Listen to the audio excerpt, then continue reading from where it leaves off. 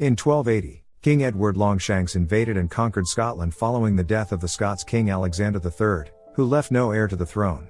Due to the constant battle over claiming the crown, King Longshanks invited all the Scottish nobles to join him for a meeting, informing them to leave their weapons and bring one squire. Malcolm Wallace travels with his son John to the meeting when he spots his youngest son William following them in the distance. William wants to join them for the meeting, but Malcolm scolds him, telling him to return home. Malcolm is late for the meeting, but when they get there they see no one to be found. He and John go searching and stumble upon the hanging bodies of the nobles and their squires, betrayed by Longshanks. William stumbles in on the sight and freaks out, but Malcolm is able to calm the boy down. This act enrages the remaining men, who plan to go fight the English army, even though their chances of winning are very low. William again wants to join his father for the battle, claiming that he can fight also, but Malcolm wants him to stay behind and look after the pigs. He and John say their goodbyes and ride off to join the fight. While they're away, William and his friend Hamish practice fighting the English by throwing rocks at some sheep skulls. William wakes the next morning, but there is no sign of Malcolm or John. Later in the day he is looking after the animals when he sees some men approaching, but sadly he does not see his family. When the men get closer, they call out to William, who sees his father and brother having been slain in battle and being prepared for their burial. The ceremony is held soon after, with William trying to be strong. As the villagers leave the site, one little girl named Murren picks a flower and hands it to William, causing tears to flow from his eyes. He is then approached by his uncle Argyle, who plans to take William under his wing, educate him and teach him to become a warrior. Years later in London, King Longshanks is overseeing the marriage of his son Prince Edward and the Princess of France Isabella, knowing well that his son is into guys, but planning to sleep with Isabella in his stead. He later meets with his nobles over their efforts to control the Scots, and implements a cruel law called prima nocte, allowing their nobles in Scotland to have first dibs on new wedded wives of Scottish men. Meanwhile, William returns to Scotland in the middle of a wedding, and instantly catches the eye of Murren, who is now a beautiful young woman. As the wedding celebrations proceed, a unit of English soldiers led by their noble, rides up and enacts prima nocte. There is a short scuffle, but the bride, wanting to save her husband, willingly leaves with the men, leaving William angry and disgusted. Days later, William rides by Murren's home in the pouring rain, requesting to take Murren out for a ride. Her parents tell him to come back later, but Murren overhears them and jumps on the back of the horse and they ride off together, much to her parents' protests. The two ride out into the fields and spend the evening catching up, realizing that they both have strong feelings for each other. He returns her home, but before leaving he hands her a cloth. As he rides away, Murren realizes that it is the flower she gave him many years ago. The next day William is rebuilding his home when some men ride by, including Murren's father. They invite William to their secret meetings, but William explains that he wants to stay away from trouble, rebuild his home and possibly raise a family. Hearing this, Murren's father is willing to allow him to court Murren, but until he proves it, his answer is no. William is insistent, and secretly meets up with Murren, until one day he openly expresses his love for her and proposes to her, and not long after, the two have a secret wedding under the cover of dark. A few days later, the two meet in the market and begin to flirt with each other, but nearby an English soldier sees them. As Murren passes by him, he begins to harass her and eventually he and his men chase and corner her. He tries to have his way with her in a hut, but William turns up and beats the men. He puts Murren on a horse and sends her off before the soldier raises an alarm. William is forced to battle the men, and meanwhile, Murren is knocked from her horse and captured. William manages to escape and get to their meeting spot, but Murren is nowhere to be found. Murren is tied to a post in the middle of the square, accused of attacking the soldier, and the sheriff brutally cuts her throat. William eventually returns to the village, with the soldiers ready and waiting for him. He pretends to surrender but launches an attack on the soldiers. He is knocked from his horse, but William's skill is unmatched. More Scottish men turn up to fight with him, including Hamish and his men, and soon there is a full-on battle. Archers open fire at them and manage to hit Hamish's father, so William climbs their tower and throws them off with ease. The men fight their way to the sheriff, who is hiding out in a mini fortress, and soon defeat all his men, forcing him to surrender. William, now boiling with vengeance, coldly stares the sheriff down before kicking him down the steps. William drags him to the post, and kills him the same way as Murren without uttering a word, and the men begin to cheer his name.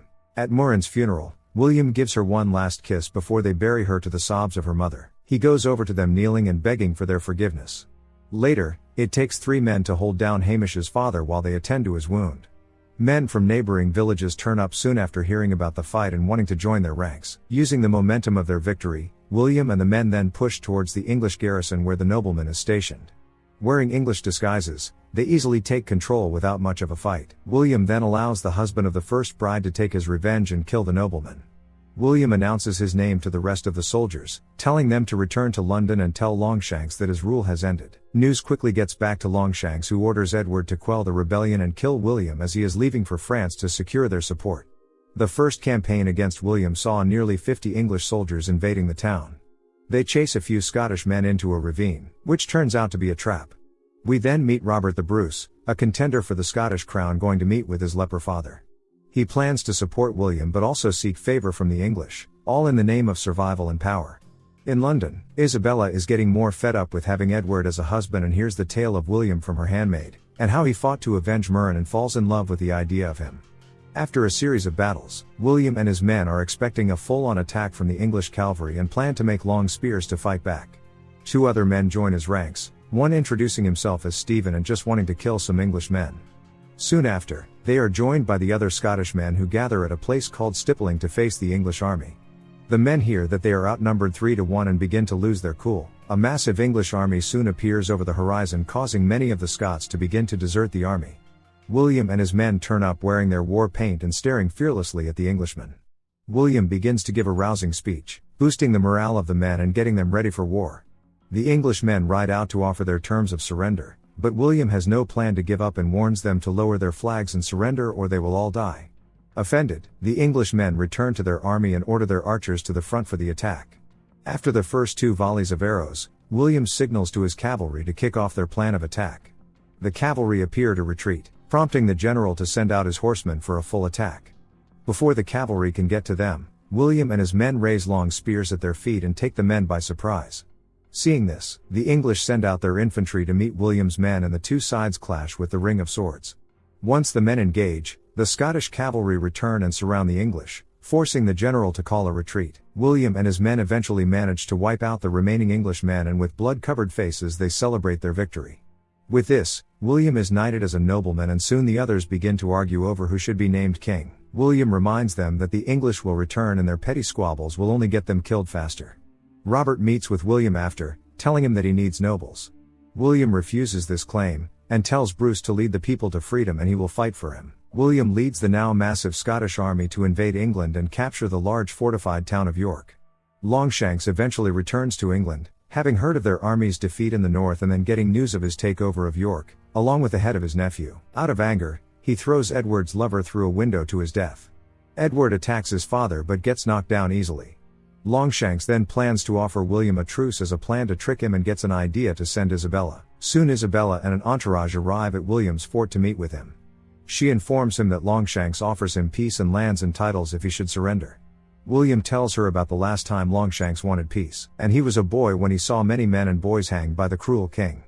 He tells her about Murren and how he sees her strength in Isabella and urges her to open her eyes and see the truth about her king. Isabella returns to Longshanks with William's refusal of his offer. Longshanks has gotten the support of the French and Irish army, and reveals that he had ordered an attack before he sent Isabella to William to distract him. Hearing this, Isabella secretly returns to William and warns him of the coming invasion, and Wallace implores the Scottish nobility to take immediate action to counter the threat and take back their country, asking Robert the Bruce to lead. Leading the English army himself, Longshanks confronts the Scots at Falkirk. During the battle, Scottish noblemen Mornay and Lachlan, having been bribed by Longshanks, withdraw their men, resulting in Wallace's army being routed and the death of Hamish's father, Campbell. Wallace is further betrayed when he discovers Robert the Bruce was fighting alongside Longshanks. After the battle, seeing the damage he helped do to his countrymen, Robert reprimands his father and vows never to be on the wrong side again. Wallace kills Lachlan and Mornay for their betrayal and wages a guerrilla war against the English, assisted by Isabella, with whom he eventually has an affair. Robert sets up a meeting with Wallace in Edinburgh, but Robert's father conspires with other nobles to capture and hand over Wallace to the English. Learning of his treachery, Robert disowns and banishes his father. Isabella exacts revenge on the now terminally ill Longshanks, who can no longer speak, by telling him that his bloodline will be destroyed upon his death as she is pregnant with Wallace's child, and will ensure that Prince Edward spends as short a time as possible on the throne before Wallace's child replaces him. In London, Wallace is brought before an English magistrate, tried for high treason, and condemned to public torture and beheading. Even whilst being disemboweled alive, Wallace refuses to submit to the king.